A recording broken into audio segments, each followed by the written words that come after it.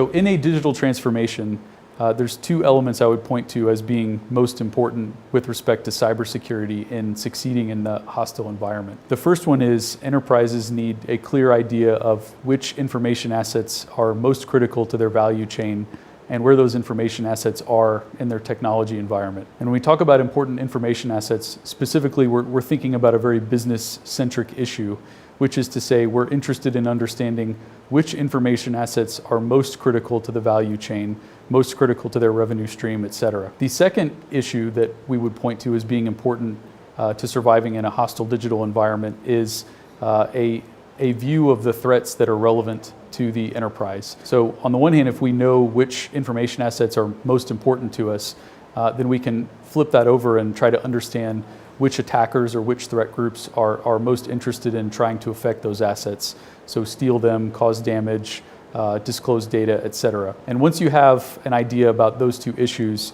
you can actually target your cybersecurity resource deployment in a much more effective way.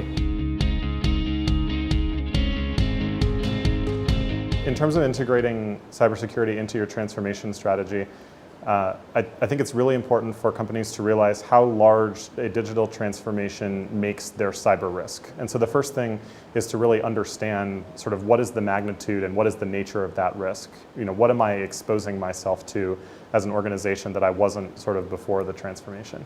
Integrating security into the digital transformation early by, forming your cybersecurity strategy at the same time that you're forming your digital strategy, by embedding cybersecurity goals and metrics and objectives into the way that you measure your performance from a digital perspective, and by actually embedding cyber talent in development organizations, either through deployment of personnel or training. Those things often help an organization to go from sort of having to think about cyber as an afterthought to really being able to make cyber an integral part of the way that they do their digital transformations.